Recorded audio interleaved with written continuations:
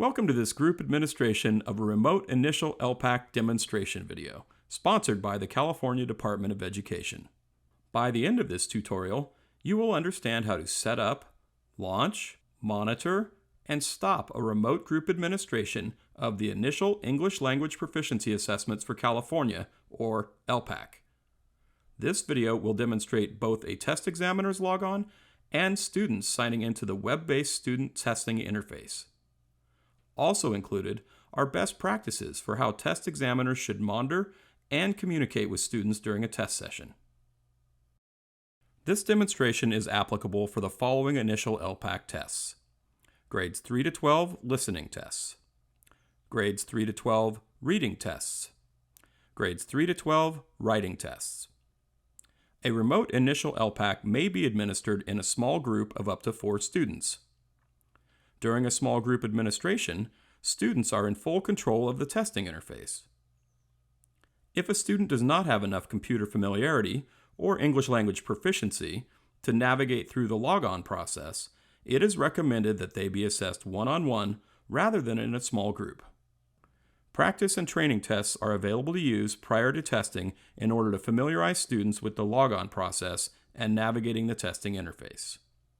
Directions for logging on to any Grades 3 to 12 remote initial ELPAC are located in the Grades 3 through 12 initial ELPAC listening, speaking, reading, and writing Directions for Administration Remote Testing Addendum. This addendum can be found in the Test Operations Management System, or TOMS. It should be used in tandem with the grade span-specific Directions for Administration, or DFA. Let's review those directions and then view a group administration of a remote test demonstration. First, make sure well in advance of administering a test that the test site coordinator has verified all the students' names, grade levels, statewide student identifiers or SSIDs, test settings, and other demographic information in TOMS. Students must have been assigned an SSID prior to taking the initial ELPAC. Test examiners will be unable to launch any computer-based test if a student does not have an SSID number. If a student's information needs to be updated, contact your site coordinator immediately. Remote ELPAC test administration requires the use of the Test Administrator interface, the web-based student testing interface, and a video conferencing platform like Zoom or Google Meets. For this demonstration, the test examiner will be using Zoom. Test examiners will begin by starting a video meeting with the students. After greeting the students, log on to the Test Administrator, or TA interface, from the ELPAC website to create a test session ID. Use your current year TOMS logon information. Sometimes, when test examiners log in to the TA interface, it does not open properly. The Data Entry Interface, or DEI, opens instead. If this happens, clear your browser cache, then log on to the TA interface again. If you run into a problem and still cannot log on, contact your test site coordinator for help. Once you've logged on, start a new test session by selecting the Start a New Session Now button. Select the ELPAC test or tests being administered. Then select the Remote or Hybrid Radio button. For the initial ELPAC, test examiners must select the remote or hybrid option when creating a test session. This is the only way to create a test session ID and a URL link to open the web-based student testing interface. Finally, select the Start Operational Session button. At this point, you will be presented with the session information pop-up box. Copy the URL link and share with the students via the chat feature of the video meeting. Before we watch a test demonstration, let's review the different ways you and the students can communicate during a remote group administration. Because you are in a video conferencing meeting with the students for the entirety of the test, you will not need to use all the communication features in the web-based student testing interface. If you need to communicate with all the students during testing, you can simply speak or send the group a chat message during testing. However, there may be instances where you need to communicate with only one student without distracting the other students. Or one student might have questions that the rest of the group does not have. In these instances, the communication features within the testing system should be used. There is a chat feature within the web-based student testing interface that the test examiner and students can use to send text messages to each other. Students are only allowed to communicate with the test examiner and not with any other students using this feature. To communicate with a student, the test examiner will go to the TA interface. There, select the thumbnail next to the student's name. That will open the communication tool. Select the messages icon to chat with the student. If the student needs to communicate with you, the student can select the widget in the lower right corner of their screen. Selecting that thumbnail opens up their chat window. The student or test examiner can initiate a chat conversation. Sometimes the widget contains a sad cloud face. There is no need to be concerned if the sad cloud appears, since the student is being monitored through the video conferencing meeting rather than the student testing interface. If the student does not have enough English proficiency to read or write a chat message, the test examiner will need to use the video conferencing breakout room feature to meet with the student and give them support during the test. If this is needed, a proctor must be present in the video meeting to monitor the rest of the student's testing while the test examiner is meeting individually with the student. The other tool that can be used during a remote group administration is the screenshare feature. This feature allows a test examiner to view a student's screen. When this feature is in use, only the test examiner can see the student's screen. It will not be displayed to other students. However, it is likely that if a student needs to share their screen, the student may also need to speak with the test examiner. And again, that is best done in a breakout session so as not to distract the other students.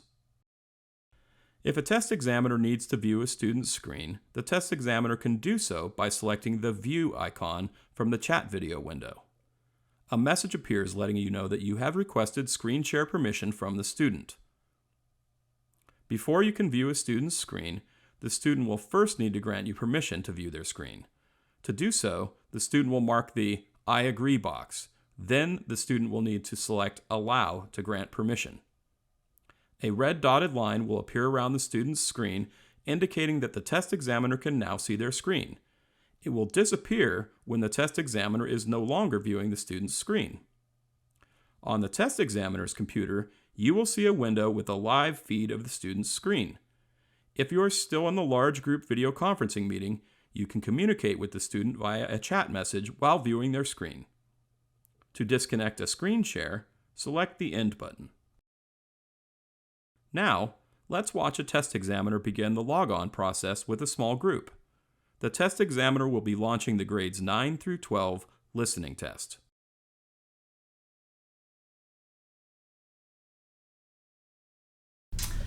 Hi, Megan and McKenna. Thank you for joining me today. Today you're going to take the initial ELPAC test.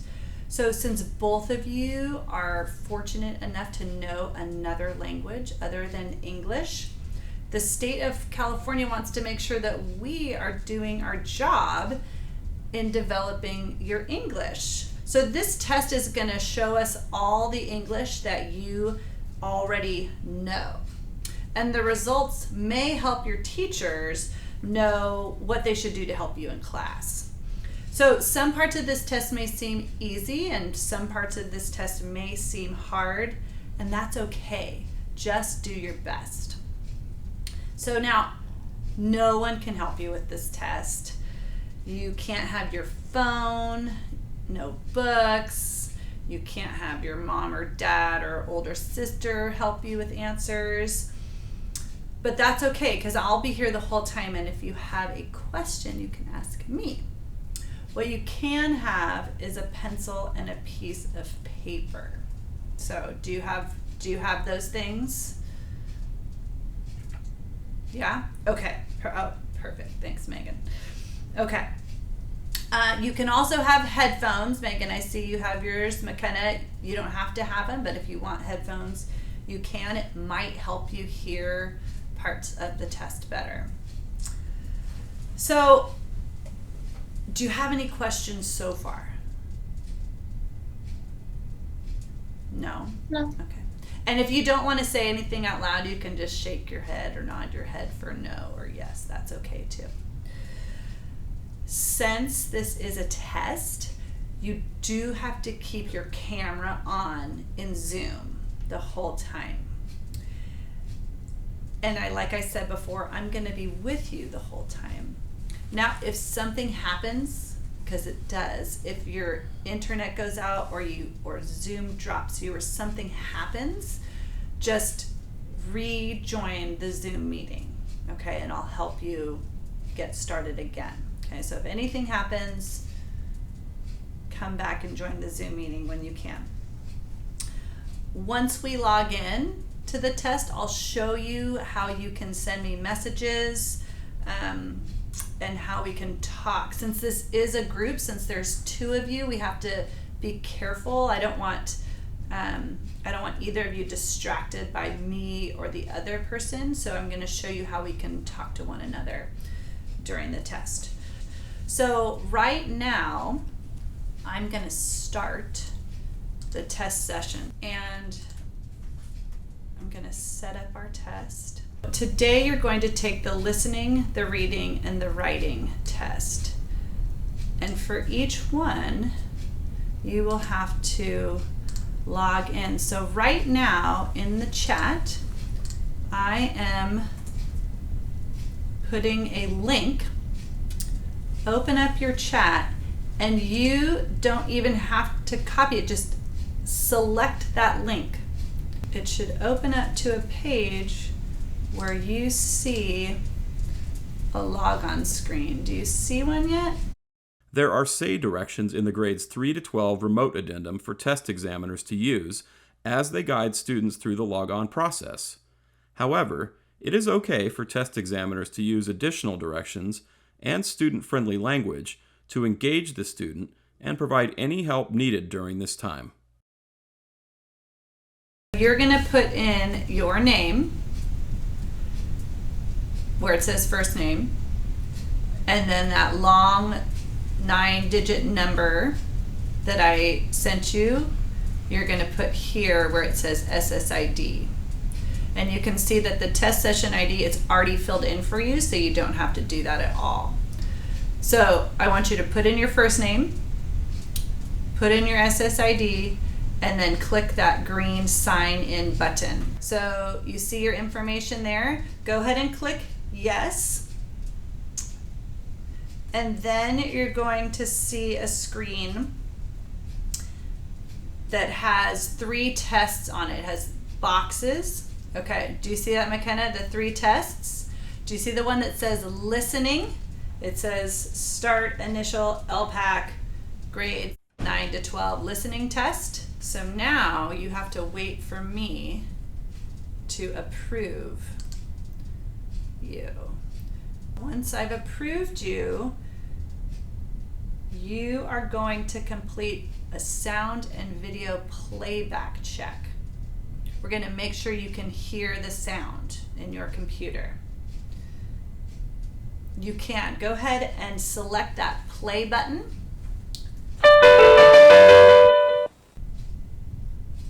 You can hear it. McKenna, can you hear the music? Okay, so you can select I could hear the sound. So now, do both of you see the begin test now at the bottom of the page?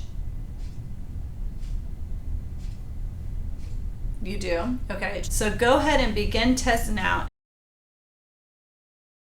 After the student logs on and selects Begin Test Now, the test examiner moves from using the remote testing addendum to the grade span specific initial ELPAC DFA. However, if this is the first test that students are taking where they control the testing interface, it is recommended that the test examiner explain some of the communication features to the students prior to beginning the test. Before you listen to the directions, I want to make sure you know how to talk to me. Okay, you can send me a message in the Zoom chat, or if you want a message that goes just to me, there's a way you can do that. So look down at the bottom of your screen, the bottom right corner of your screen. Do you see a circle It might be white, it might be black, it might be a different color. You see a circle? Yes, that is it. Select that circle. When you select it, a box pops up, right? And you can send me a message there. Let's try it. I want you each to send me a message. Just say hi, H-I. Oh, I got Megan's. And I'm gonna say hi back. Okay, you see mine? So those only come to me. You girls can't see each other's. And then if you want to make that box smaller, because right now it's covering your test a little bit, right? So there's an X up in the corner of that little box. Select the X and it will close the box. Tell me when you're done. If you want to talk to me, we'll have to go into a Zoom breakout room. But select that circle again. I want to show you how to talk to me. So in that circle, when the box comes up, you see a raised hand icon. Do you see a hand? If you want to ask me a longer question and you don't want to type it or you're not sure how to type it, raise your hand and we'll go into a breakout room and we'll talk. Okay? Do either of you have any questions? No? Okay. So you will begin the listening test now. This is the listening section of the ELPAC test. In this part of the test, you will listen carefully to some recordings. So look at your screen. The screen contains test directions. The questions on this test begin on the next screen. At this time, please play the directions and then select Next to begin the test. And I should double check. Do you see up at the top of your screen on the left, do you see a green arrow and it says Next? Okay, that's how you're going to get from question to question. So you may press play and listen to the directions now. In a group administration, stopping markers should not be used since you are not able to monitor the students' answer choices. However, you will need to give students instructions for how to move past the stopping marker screen. We'll have a question and it will have 2 bullet points on it. When you get to that screen, just select Next and keep going. You don't need to worry about that screen at all. The test examiner can monitor students' progress through the test in the TA interface. When students have reached the end, they may be unsure of how to submit the test. It is okay to give oral instructions concerning ending and submitting the test.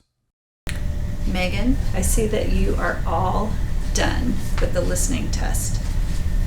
That's great. Select End Test, then Yes, then Submit Test, then Yes.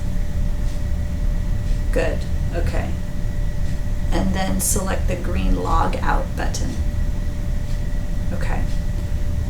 So now you're going to take the reading test, Megan. So you will need to log on again. Do you still see the link in the chat to log on? You're going to select that link again and it's going to reopen the page.